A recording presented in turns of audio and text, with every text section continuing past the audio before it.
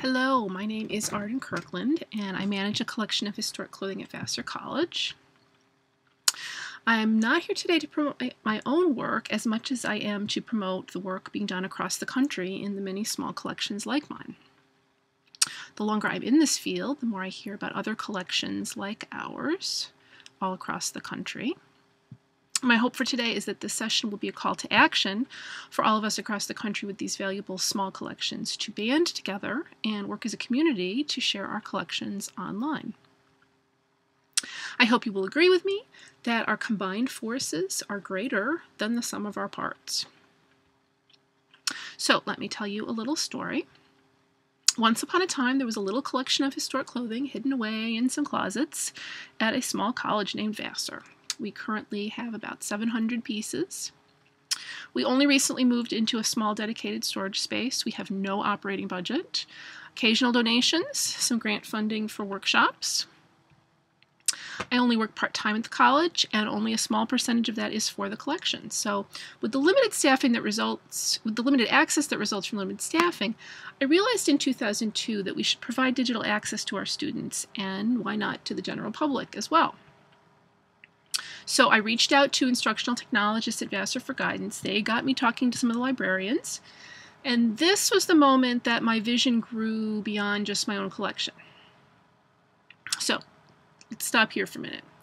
Imagine you could sit down at your computer, and in one shot, you could search across collections of historic clothing all across the country. Now, does that seem like a fantasy? Well, it's really not. Librarians have already done it for books.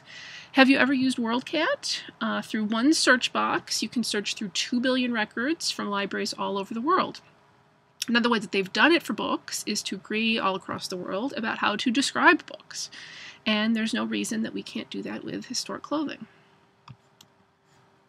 So here's the first lesson learned of several that I will share with you. Number one, get a librarian to help.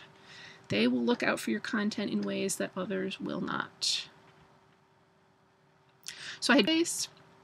Because I had it in those kind of open formats, like a spreadsheet, it was really easy for me to then move my content into Omeka, which is the online system we're using now for publishing our content.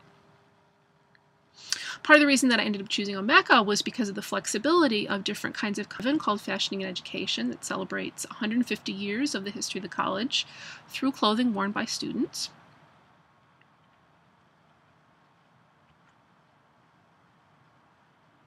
And here's our most recent exhibition of wedding outfits.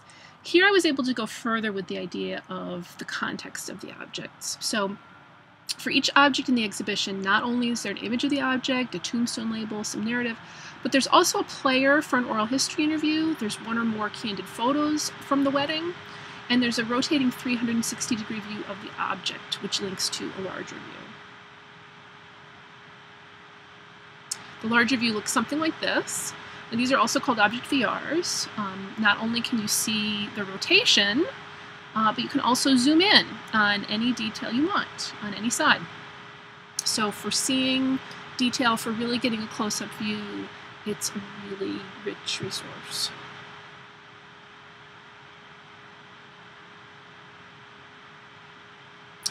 Our mission is about teaching and sharing the physicality and the context of the object. So, another lesson learned, we really needed formats and tools that let us do that. Now, alongside the collection database and exhibitions, we also have 2 different blogs. Now, this is what we put out into the community, but we take so much more back. We're constantly looking at other collections resources for research, and we're so grateful. We want to give back, so that's another lesson learned. Now, next I want to talk about all the potential I see in the near future. The first thing I want to talk about is what are called portals. So WorldCat, that we were looking at before, bringing together books from all over the world, that's a portal. Portals collect content from other places, allow people to search and browse through it, and then drive traffic back to the original sources. So another new portal I'm really excited about is the Digital Public Library of America. They're bringing content in from all over the United States. It brings in all different kinds of things, not only from libraries, but also from archives and museums. So here I'm showing some shawls. Not just text-based work, but tons of multimedia, photographs, artifacts. So costumes can come up in a search next to books, letters, and photos. Now this could be our WorldCat. It's still very young, so that remains to be seen, but it's definitely something that I have my eye on. Now the only way that portals work is if we have our data, at least the most basic parts of it, in the same format, so everything is compatible. So the lesson to be learned here is not to reinvent the wheel. We need to work together to make sure that our content is interoperable so that someday we can search all of our different collections in one place. Now some of you are probably thinking, wait, I can already search all our collections using Google. So I tried to put up an example here of a not very helpful search in Google for a chemise.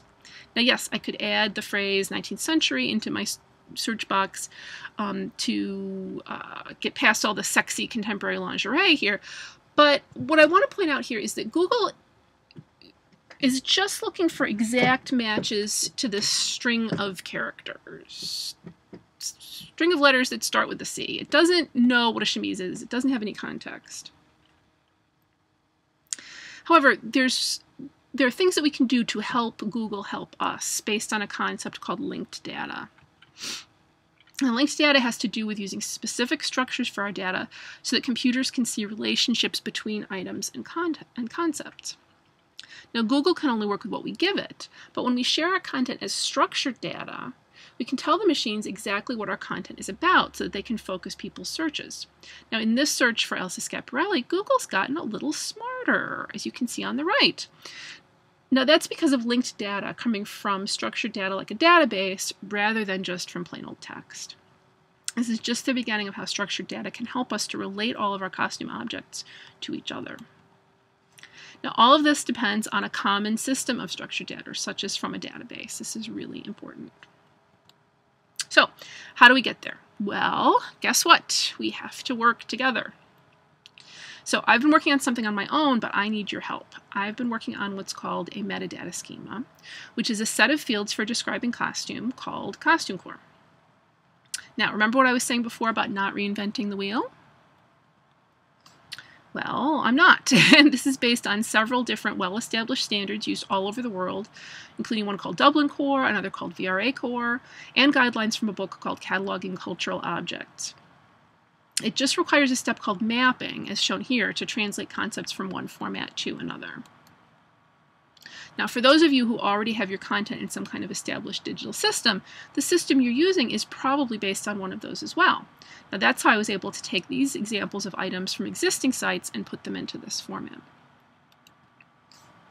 Now, what I'm showing you here is slightly updated from what is currently on the Costume Core website. But to start, there are only 3 objects that I think can be required for costume objects: title, description, and identifier, which is a unique code, like, for example, an accession number.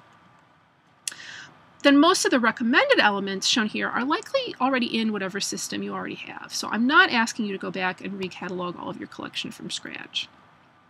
Rather, we'll just need to translate from one system to another, which I've already been experimenting with as shown in this spreadsheet. Now, this is just one piece of a very large spreadsheet where I've taken public content from websites from many different institutions and mapped them all to each other.